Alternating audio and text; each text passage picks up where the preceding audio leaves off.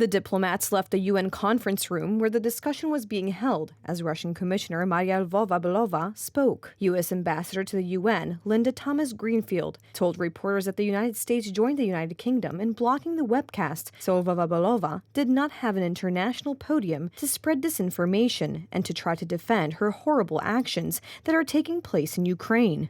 To take the opportunity again to say, as Russia takes on the presidency of the Security Council, we will use every opportunity to push back on their using their perch in the chair to spread disinformation and to use their chair to push support of their efforts. And that's why we've joined the UK in blocking UN Web from being used to allow her to have an international podium to spread disinformation and to try to defend her horrible actions that are taking place in Ukraine.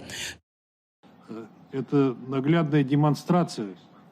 This is a clear demonstration of their indifference to the fate of the children of Donbass and Ukrainian children. We organized our meeting to tell the truth about the situation from first-hand testimony from those who are involved in this on a daily basis. This is precisely why we were holding this informal meeting of the Security Council under the ARIA formula.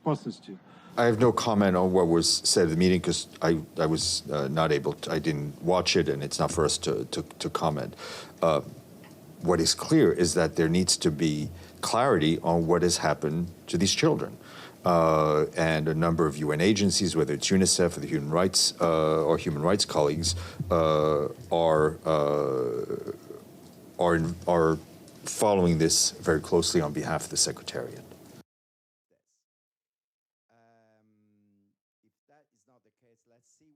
The International Criminal Court last month issued an arrest warrant against Russian President Vladimir Putin and Lvova-Belova, accusing them of illegally deporting children from Ukraine and the unlawful transfer of people to Russia from Ukraine since Russia invaded on the 24th of February 2022. Moscow said the warrants were legally void, as Russia was not a signatory to the treaty that established the International Criminal Court. Moscow has not concealed a program under which it has brought thousands of Ukrainian children to Russia, but presents it as a humanitarian campaign to protect orphans and children abandoned in the war zone. Lvova-Belova said that since February 2022, some 5 million Ukrainians, including 700,000 children, had traveled to Russia. Some 2,000 children were from orphanages and accompanied by custodians, she said, adding that about 1,300 of those children had since returned to Ukraine, while 400 were now in Russian orphanages, and 358 children were placed in Russian foster homes. Russia's UN ambassador Vasily Nebenzia told reporters last month that the informal meeting had been planned long before the International Criminal Court announcement, and it was not intended to be a rebuttal of the charges against Putin and Lvova-Belova. Diplomats have said it is rare for a UN webcast to be blocked. However, last month, China blocked the UN webcast of a U.S.-convened informal Security Council meeting on human rights abuses in North Korea.